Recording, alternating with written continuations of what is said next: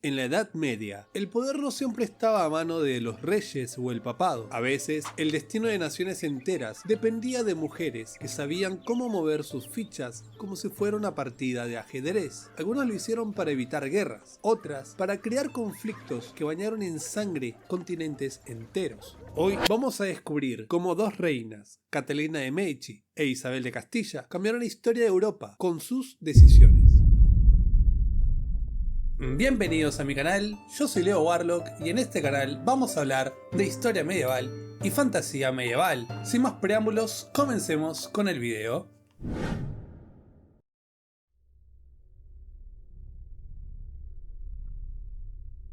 En la Alta Edad Media, por ejemplo, las abadesas no eran simples madres espirituales de monjas, sino auténticas figuras de poder político, económico y cultural. Muchos conventos sostenidos por tierras donadas por reyes o nobles se transformaban en verdaderos señoríos. Desde allí, las abadesas administraban rentas, organizaban a siervos y campesinos y defendían privilegios e incluso podían llevar a disputas legales en nombre de la comunidad. Ese poder económico se traducía también en influencia política. No era raro que algunas fueran convocadas a concilios o sínodos y que sus vínculos familiares con la nobleza les aseguraran un lugar en la vida cortesana. Además, en un mundo mayormente analfabeto, los conventos funcionaban como islas de cultura. Allí se copiaban manuscritos, se producían crónicas y se conservaban textos clásicos y bíblicos. También era un espacio de educación femenina. Muchas jóvenes nobles aprendían latín, música, lectura y escritura en esos mismos muros. El caso de Hilda de Whitby en el siglo VII es ilustrativo. Fundó un monasterio doble, con monjes y monjas, que se convirtió en un faro espiritual e intelectual del norte de Inglaterra. Bajo su dirección se formaron obispos, floreció la poesía anglosajona y en sus salas se celebró el decisivo sínodo de Whitby, que marcó el rumbo del cristianismo en las islas al imponer las costumbres romanas sobre las celtas.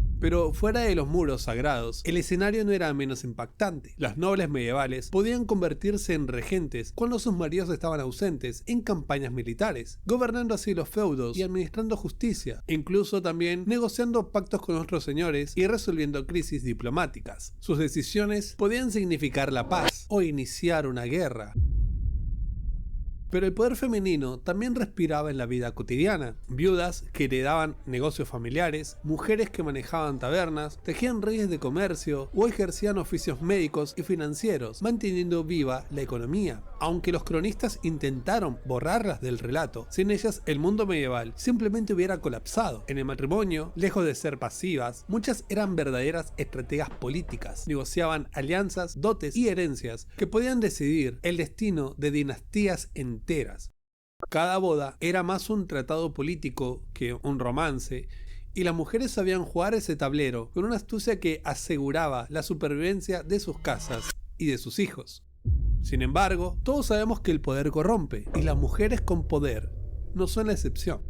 Si te está gustando el video y querés apoyar al canal, no te olvides de darle like, dejar un comentario y suscribirte. Ahora sí, volvemos al video.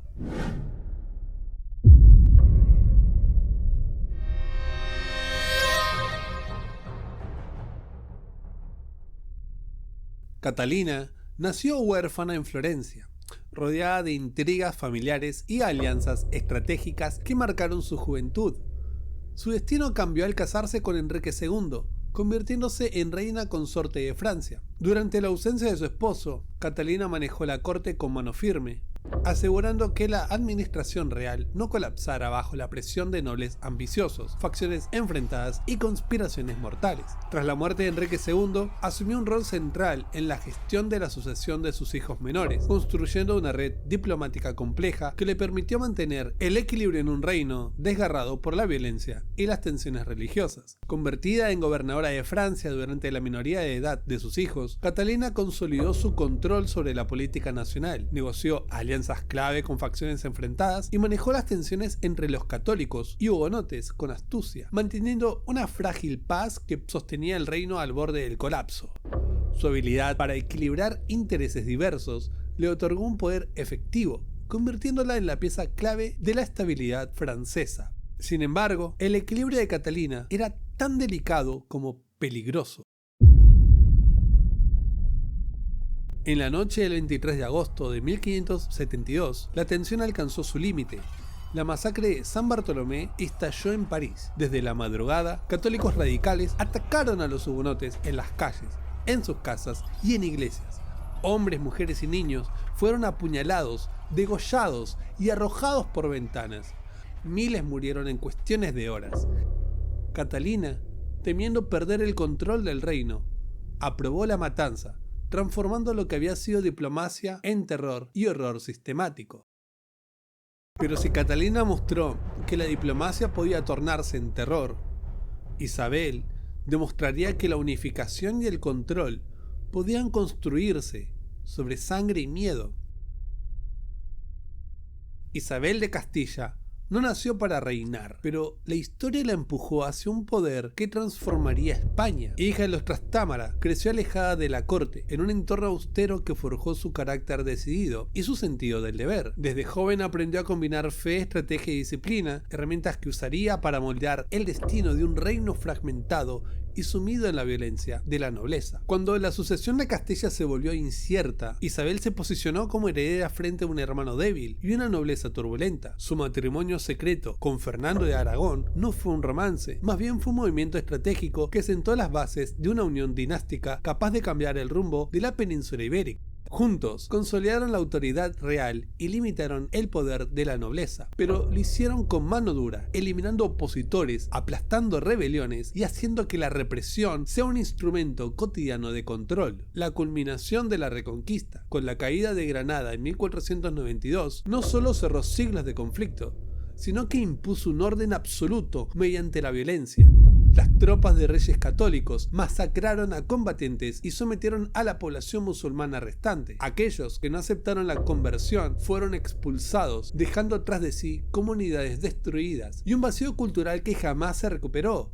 A los judíos que permanecían en Castilla y Aragón se les dio la opción de convertirse o abandonar sus hogares, provocando un éxodo masivo que extinguió siglos de tradición y conocimiento.